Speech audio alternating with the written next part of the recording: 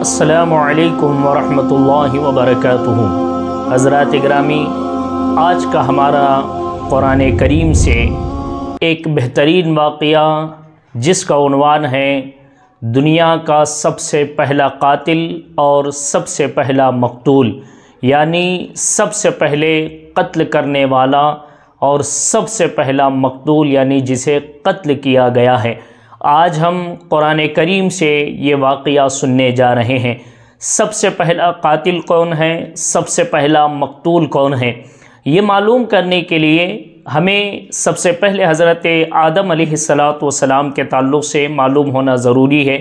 کیونکہ جب بھی دنیا کی سب سے پہلی چیز کی بات کی جاتی ہے،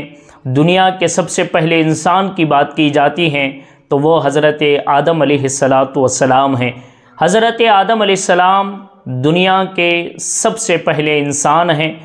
انسانیت میں آپ انسانیت کے باپ ہیں۔ حضرت آدم علیہ السلام جب روئے زمیں پہ آپ تشریف لائے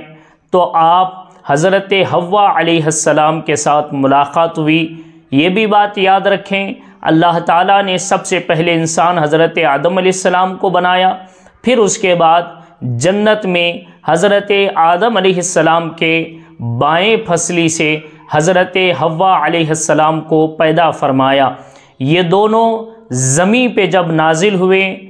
جب ان دونوں کی ملاقات ہوئی، جب یہ دونوں ازدواجی زندگی کے تعلقات قائم کرتے ہیں، تو پھر اس کے بعد ان دونوں سے جو اولاد ہونے لگی، حضرت آدم علیہ السلام اور حضرت حوا علیہ السلام سے، ان دونوں سے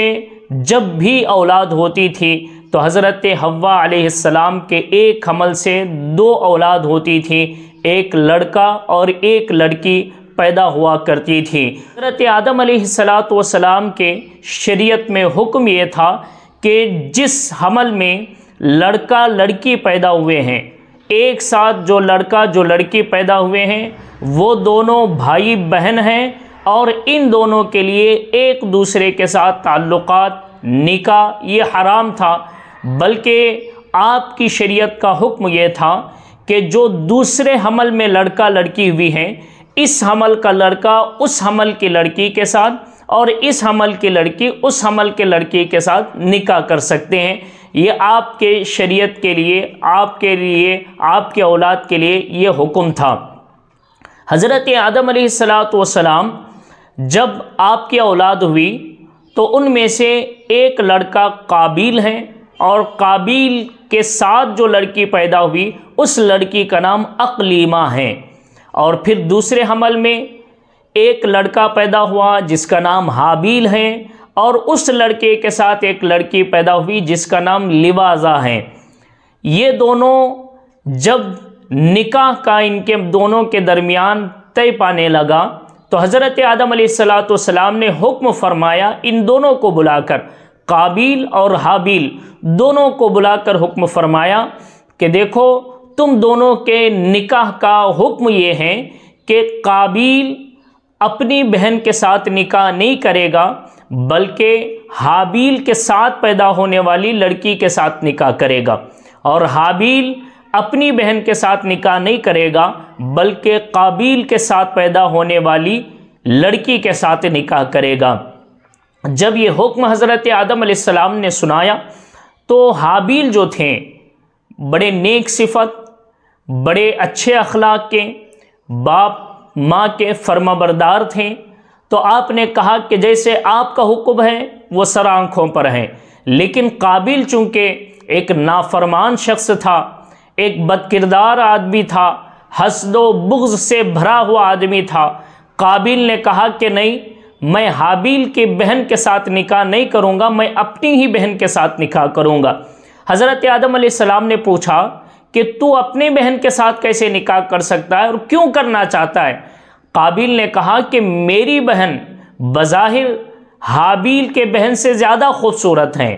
دکھنے میں، شکل و صورت میں حابیل کی بہن سے زیادہ میری بہن خوبصورت ہے، لہٰذا میں اپنی ہی بہن کے ساتھ نکاح کروں گا۔ حضرت آدم علیہ السلام پر اللہ نے وحی فرمائی، اللہ نے حکم فرمایا کہ اے آدم، ان دونوں سے کہو کہ یہ دونوں میری بارگاہ میں قربانی پیش کریں، اور جس کی قربانی قبول ہوگی اس کے حق میں اقلیمہ آئے گی، اس کے نکاح میں قابیل کی بہن آئے گی۔ اب حابیل اور قابیل دونوں اللہ کی بارگاہ میں قربانی پیش کرنے کے لیے حاضر ہوئے، کھلے آسمان کے نیچے کھڑے تھے، اور حابیل نے ایک بکری کو ذبح کیا اور قربانی کے لیے پیش کیا، اور قابیل نے گیہوں کے کچھ بالیاں لی اور گیہوں کے بالیوں کو قربانی کے طور پر پیش کیا۔ اس وقت جس کی قربانی قبول ہوتی اس کے لیے نشانی یہ ہوتی تھی، آسمان سے آگ آتی، اور آگ آ کر جس کی قربانی قبول ہونے والی ہوتی، جس کی قربانی اللہ کے بارگاہ میں مقبول ہوتی، آگ اس کی قربانی کو کھا لیا کرتی تھی۔ یہ نشانی ہوتی قربانی کے مقبول ہونے کی۔ تو ان دونوں نے قربانی کے اپنے اپنی چیزیں سامنے رکھی، حابیل نے بکری کو، قابیل نے کچھ گیہوں کے بالیوں کو۔ آگ آسمان سے اتری اور حابیل کے قربانی کو کھا گئی، یعنی حابیل کی قربانی اللہ کی بارگاہ میں مقبول ہوئی۔ جب حابیل کی قربانی اللہ کی بارگاہ میں مقبول ہوئی، یہ دیکھ کر قابیل کو اور زیادہ حسد پیدا ہوئی، اور زیادہ بغض جو ہے دل میں آ گیا، اور زیادہ نفرت پیدا ہوئی، اور بالکل غصے میں آیا۔ غصے میں آ کر قابیل کہنے لگا، ارادہ بھی کر چکا کہ میں حابیل کو کسی بھی طرح قتل کروں گا، مار دوں گا، بلکہ روایتوں میں آتا ہے اس نے اس قربانی کے معاملے کے بعد صاف صاف حابیل سے کہہ دیا کہ میں تجھے قتل کروں گا۔ جیسے ہی قابیل نے حابیل سے کہا میں تجھے قتل کروں گا، حابیل نے کہا تو مجھے قتل کرے گا لیکن میں تجھ پر ہاتھ بھی نہیں اٹھاؤں گا، کیونکہ قتل ایک گناہ ہے، ایک جرم ہے، اور میں اللہ کی بارگاہ میں مجرم نہیں بننا چاہتا ہوں۔ تو اگرچہ مجھے قتل کر دے لیکن میں تجھ پر ہاتھ بھی نہیں اٹھاؤں گا۔ بہرحال ایک دن ایسا آیا کہ اس نے موقع پا کر حضرت حابیل کو اس نے قتل کر دیا۔ کسی بھی طرح موقع پا کر اس نے حابیل کو قتل کیا، اور قتل کرنے کے بعد اب وہ حابیل کے جسم کو لے کر چاروں طرف پھرتا رہا، کیونکہ اس کو ڈر تھا کہ اگر یہ واقعہ حضرت آدم علیہ السلام کو معلوم ہو جائے تو آپ کے جلال کے پھر وہ تاب نہیں لا سکتا۔ تو اس طرح وہ حضرت حابیل کے جسم کو لے کر چاروں طرف پھرتا رہا۔ اس کو سمجھ میں نہیں آتا تھا کہ اس جسم کے ساتھ، اس لاش کے ساتھ، اس جو ہے مردہ جسم کے ساتھ میں کیا کروں، اس لاش کے ساتھ کیا کروں، کیونکہ یہ پہلے انسان تھے، پہلی انسانیت تھی۔ ان کو معلوم نہیں ہوتا کہ اس وقت کیا کرنا ہے، لاش کے ساتھ اس کو دفن کرنا ہے یا پھر کیا کرنا ہے، کیا معاملات ہوتے ہیں، معلوم نہیں تھا۔ پھر اس کے بعد دفن کرنے کا اس کو یہ بات کہاں سے آئی، یہ سوچ کہاں سے آئی، انشاءاللہ تعالی ہم اگلے ویڈیو میں بیان کریں گے۔ کس پرندے کو دیکھ کر،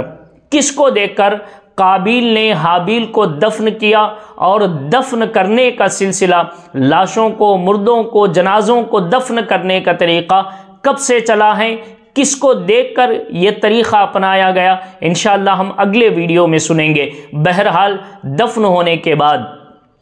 قابیل اپنی بہن اقلیمہ کو لے کر یمن کی طرف نکل گیا۔ اب وہ سرزمین جہاں حضرت آدم علیہ السلام تھے، آپ کو معلوم ہونا چاہیے یہ واقعہ مکۃ المکرمہ میں پیش آیا۔ یہ واقعہ مکہ مکرمہ میں اس پاک سرزمین پر واقع ہوا، کیونکہ حضرت آدم اور حضرت حوا علیہ السلام کی ملاقات اسی سرزمین پر ہوئی، اور یہیں سے آپ کی اولاد پھیلنے لگی۔ قابیل اس شہر کو چھوڑ کر پھر یمن کی طرف چلا گیا۔ جب یمن میں پہنچا تو قابیل کو شیطان نے یہ وسوسہ دی، شیطان نے پھر یہ چال چلی۔ شیطان نے کہا کہ قابیل تجھے یاد ہے حابیل کی قربانی کیسے قبول ہوئی؟ یاد رکھ، حابیل کی قربانی آگ کی وجہ سے قبول ہوئی ہے۔ وہ آگ کی عبادت کرتا تھا، وہ آگ کی پوجا کرتا تھا، اس لیے اس کی قربانی قبول ہوئی ہے۔ لہٰذا تو بھی آگ کی عبادت کرنا شروع کر، آگ کی پوجا کرنا شروع کر۔ اس وقت جو ہے قابیل نے سب سے پہلے آگ کو خدا بناتے ہوئے آگ کو خدا مانتے ہوئے سب سے پہلے اس نے ہی آگ کے لیے ایک جو ہے عبادت خانہ تیار کیا تھا، اور یہی وہ شخص ہے جو سب سے پہلے اللہ کی نافرمانی کی، یہی وہ قابیل پہلا شخص ہے جس نے سب سے پہلے اللہ کی عبادت کو چھوڑ کر آگ کی یعنی غیر اللہ کی عبادت شروع کی۔ اور اللہ کے نبی صلی اللہ تعالیٰ علیہ وسلم ارشاد فرماتے ہیں کہ دنیا میں جو کوئی غیر اللہ کی عبادت کرتا ہے اور پھر جو کوئی کسی کو ناحق قتل کرتا ہے اس کو اس کا گناہ بھی ملے گا، اور ساتھ ہی ساتھ یہ جتنے گناہ کرنے والے ہیں ان تمام کے گناہ قابیل کو بھی دیا جائے گا، اور یہ گناہ کا حصے دار وہ بھی ہوگا۔ تو لہٰذا یہ پہلا شخص تھا جو سب سے پہلا قاتل بھی ہے، سب سے پہلا غیر اللہ کی عبادت کرنے والا، سب سے پہلا آگ کو خدا تسلیم کرنے والا، سب سے پہلے اللہ اور اس کے رسول کی نافرمانی کرنے والا، سب سے پہلا قاتل قابیل ہے، اور سب سے پہلا مقتول یعنی جسے قتل کیا گیا وہ حضرت حابیل ہیں۔ اس واقعے کو اللہ تبارک و تعالی نے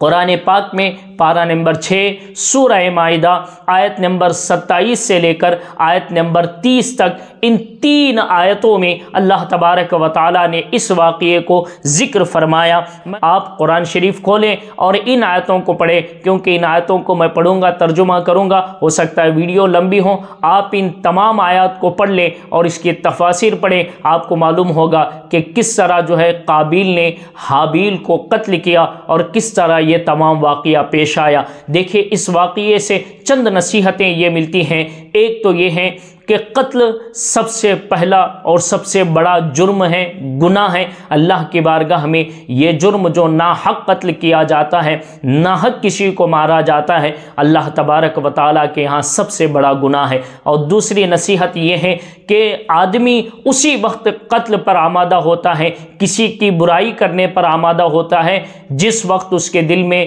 کسی کے تعلق سے حسد، کینہ،